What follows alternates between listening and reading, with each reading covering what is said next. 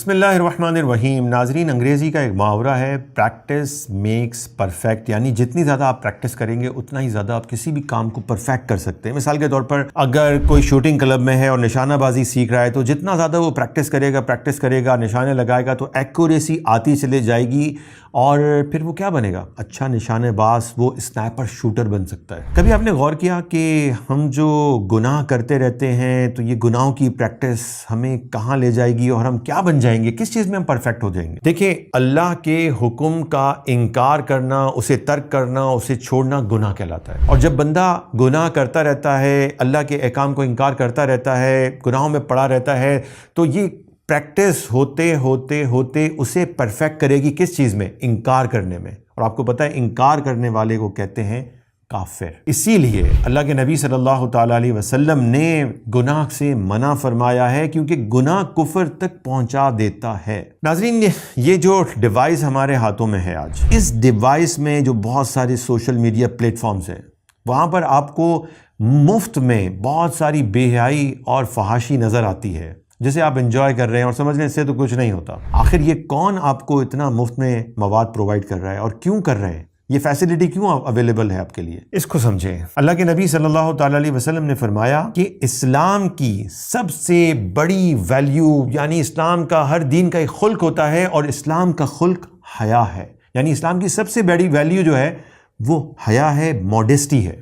پھر دیکھیں، اللہ کے نبی صلی اللہ علیہ وسلم نے فرمایا حیا اور ایمان آپس میں ملے ہوئے ہیں، ایک چلا جاتا ہے تو دوسرا بھی چلا جاتا ہے۔ ناظرین، اللہ کے نبی صلی اللہ تعالیٰ علیہ وسلم نے فرمایا ہے کہ جب بندہ زنا کرتا ہے نا تو اس سے ایمان نکل جاتا ہے۔ یہ جو فحش مواد انٹرنیٹ کے اوپر ہم دیکھ رہے ہوتے ہیں، ہماری نظریں اس کو دیکھ رہی ہوتی ہیں، ہم سمجھتے ہیں معمولی سی بات ہے، نہیں، یہ آنکھوں کا زنا ہے۔ اس صورتحال کے اندر بھی آپ اللہ کے احکام کا انکار کر رہے ہوتے ہیں، آپ نافرمانی کر رہے ہوتے ہیں، اور اس میں اگر پریکٹس ہوتی رہے تو آپ کس چیز میں پرفیکٹ ہوں گے؟ آپ انکار کرنے میں پرفیکٹ ہوں گے۔ اور انکار کرنے والے کو میں نے آپ کو بتایا کیا کہتے ہیں؟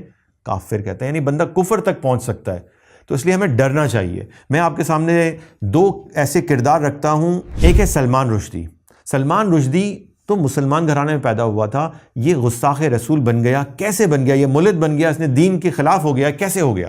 کیسے یہ کافر بن گیا؟ اس نے اپنی جو زندگی ہے اس کی ابتدا بے حیائی اور فحاشی کے کاموں سے کی، وہاں پہ پڑ گیا تھا یہ۔ اور اس نے 1966 میں ہی جو مضامین لکھے، جو اس نے کانٹینٹ تیار کیا، وہ اڈلٹ کانٹینٹ تھا۔ اس کے بعد اس کی بہت مشہور جو ہے وہ اس کے ناول آنا شروع ہوئے، وہ سارے اڈلٹ کانٹینٹ کے اوپر تھے۔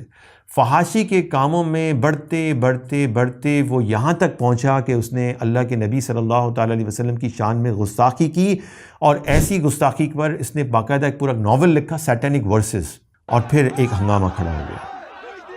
دوسرا کردار ہے تسلیمہ نسرین۔ یہ بھی ایک مسلم گھرانے میں پیدا ہوئی تھی، میڈیکل کی اسٹوڈنٹ تھی، لیکن یہ بھی فحش کاموں میں پڑ گئی، اور اس نے بھی فحش مواد لکھا، اڈلٹ کانٹینٹ لکھا، فحش ناول لکھے، اور پھر کرتے یہ بھی اللہ کے نبی صلی اللہ علیہ وسلم کی گستاخ بن گئی۔ یہ تو وہ بڑی دو مثالیں ہیں جو آپ کے سامنے اس وقت انٹرنیٹ کے اوپر اتنا زیادہ بلاسفیمس کانٹینٹ آ رہا ہے۔ اس کی کیا وجہ ہے؟ اس کی وجہ یہی ہے کہ فحاشی اور بے حیائی نے ہمارے ایمان کے نور کو چھین لیا ہے۔ تو اس ساری گفتگو کا حاصل یہ ہے، دیکھیں کہ آپ کس چیز کی پریکٹس کر رہے ہیں۔ اگر آپ اللہ کی فرما برداری کی پریکٹس کریں گے تو آپ ایمان میں پرفیکٹ ہوں گے، آپ اچھے مومن اور اچھے مسلمان بنیں گے، اور اگر آپ نافرمانی اور گناہ میں پریکٹس کرتے چلے جائیں گے تو یہ آپ کو آخر کار کفر تک پہنچا سکتا ہے۔ اللہ تبارک و تعالی ہم سب کے ایمان کی حفاظت فرمائے، آمین بجائے نبی صلی اللہ علیہ وسلم۔